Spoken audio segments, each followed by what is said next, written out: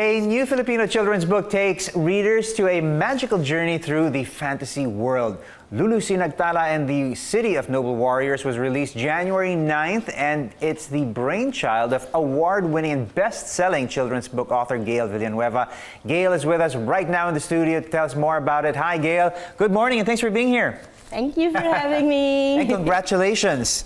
What an exciting new chapter, literally, in your career. Well, let's talk about this. You started publishing novels just a few years ago, which is quite interesting. Your debut novel, My Fate According to the Butterfly, was launched in 2019, just in 2019. Yeah. And then you have your Sugar and Spite and Writing in Color. And now, Lulu Sinagtala and the City of Noble Warriors. Wow, you've been busy. Well, there's nothing much you can do when there's a pandemic going on. Well, that's the interesting part. I mean, well, I assume you have been writing, all your life, but you've not been a published author in that sense until this period. You know what? I've actually been a web designer. Right. But you've been blogging, and writing online. But still, having a printed book with pages that you turn, that must be something special. Yeah, definitely. Tell us about that. It was a dream. It's always been my dream to have a book out. Mm-hmm. I'm not exactly the fastest learner when I was younger, when it came to reading, but somehow my grandmother taught me, and my mom were able to help me associate words with pictures. Right. So once I started, it opened up a whole world of so much magic, everything. So since then, I just decided, you know what, I want to write a book of my own. Right, and it obviously was the right decision to make. I mean, it's been so well received. You've created the legions of fans, and we'll talk about some of their letters to you. But let's talk about this latest book. I understand it's rooted in Tagalog or Filipino mythology. Particularly Tagalog. Tagalog mythology. Okay, help us understand that distinction, and why did you sort of focus on that? For one thing, my mom is from Nueva Ecija. My dad, Bulakenyo. So I'm like a combination of two Tagalog. Yeah. And I've been living all my life in Metro Manila. So it just felt natural for me to focus on this region. Yeah. And honestly, I feel like I should give respect to other regions as well, because I don't believe in that there's just a single representation of Filipino myths. Absolutely. So 7,000 plus islands. There's got to be 7,000 plus different stories. Is there anything about children's books, kidlit, that attracted you to want to sort of operate in that sphere, in that world? I love reading children's books. Okay, I admit. I mean, I don't know. I get scared when it's too thick, and there's two tiny letters, and I'm like, oh, probably not gonna read that. But I don't know. It's just something about the hope that it brings. Right. Because I haven't read a children's book that didn't end at least with hope. Sometimes there's it's a sad ending, but it's still hopeful. So I think that's the thing that I really love about it. Right. It ends hopefully.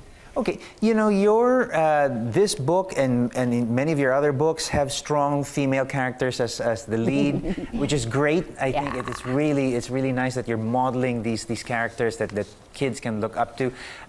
Tell us a little about your main character here and the trials and adventures that she will. Well, Lulu is literally super strong, like Bernardo Carpio, strong. Yeah. So I felt like. Most of the time, the typical Maria Clara image of a, you have to be polite, prim, proper. But Lulu is that needs rescuing. Yeah. That's one side. Lulu is definitely not like that. Well, that's one side of the female psyche. The other, of course, is strength, and somebody who gets out there and goes through the adventures herself. What kind of adventures does she go through? What's the backbone story here? Essentially, her mom gets kidnapped by a wakwak. Okay. Yeah, and then... It was last week, funnily enough. Yeah, go on. Yeah, she gets kinabewakwak, and then she discovers like secrets about her family, her loved ones, about herself, and in the process she realizes that she's actually somebody who needs to save the world from this vengeful, evil spirit, maligno, who is set on his revenge. He has this like huge grudge against the gods, against people, that it's so huge that he essentially could cause chaos in the universe. So Lulu has to face that. And save the day. Yeah, and save the day. Okay, you create these fantastic magical worlds, and it really does, you seem to inject magic in your stories so much. What's the fascination with magic, fantasy, reaching sort of far back into our culture, into our history? Why do you enjoy operating in that world? Well, I don't know. As you know, like a lot of us Filipinos are into we're very supersticious. Sure. For one thing. I mean, I personally believe that if you see a black butterfly, which is essentially the main plot point of my first book, is that if you see that means something. Someone is gonna wants to die. tell you something. Yeah, okay. So I believe myself, and there's magical in this world, real magic, and simple things. Like some people would probably say it's coincidence, but I remember one time there was this moment I was commuting, and I couldn't it was like Christmas Eve, so I couldn't get a ride going home. But then out of the blue, I was walking literally on the side of the road, and I was just so tired. And then just out of the blue, a taxi stopped in front of me and said, I'll bring you wherever you want. And then when he took me home, and he didn't even ask for money, and he didn't charge me. Look at that. And he just said, Merry Christmas. That's a great story. I mean, it's miracles, little miracles. I mean, those kinds, it's real magic. Right. And I feel like, I want to bring to life real magic and the magic that we read in stories. Fantastic stuff. It seems like, I took a look at your site and looked at your bio and how you live your day to day. It looks really, it looks like such a fun place. I mean, there's a lot. We have a lot of animals. Yeah, you've got a lot of animals. There's a lot of whimsical characters in your life, and it's obviously the base for so many of so much of the writing that you do. You've got a plushie shaped like a cockroach. You've got a fish-shaped pencil box. You've got bread-shaped pillows. You've got a bazillion ducks, and you've got this fantastic magical world that you live in on an everyday basis. How do you then create your stories? Or it must not be too hard because you live in such a magical place. What's your process? Just for example, here in Lulu Sinagtala, there's a talking duck.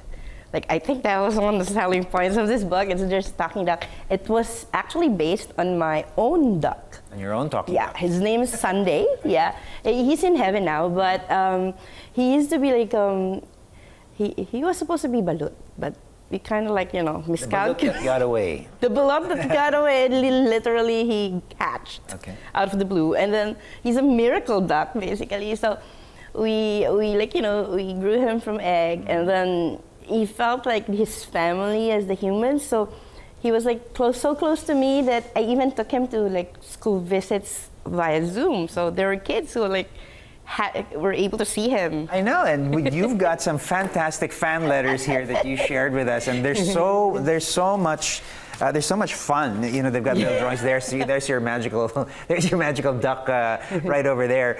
So it must be nice to receive letters like this from true fans, people who actually read your book and will take these stories on, later on in life and inspire them to do their own. Kids from all over the world, and I actually got myself a PO box so they can just send whatever, and it's amazing because these are some of them are from China. Japan, U.S. Some of them, sometimes I get one from Philippines, and it's just amazing when you see the return address and like the stamps. Yeah, where they from. came from, how it's far the just work amazing. has come and has gone, and sort of the lives that they've touched. Let's talk about some of your other works. Obviously, you've done something right. 2019, you were noticed right away, straight away. And what do you think it is about the characters that you've written into your books, the situations, I the storylines? think it just resonates with kids. Yeah. And I think that's the thing.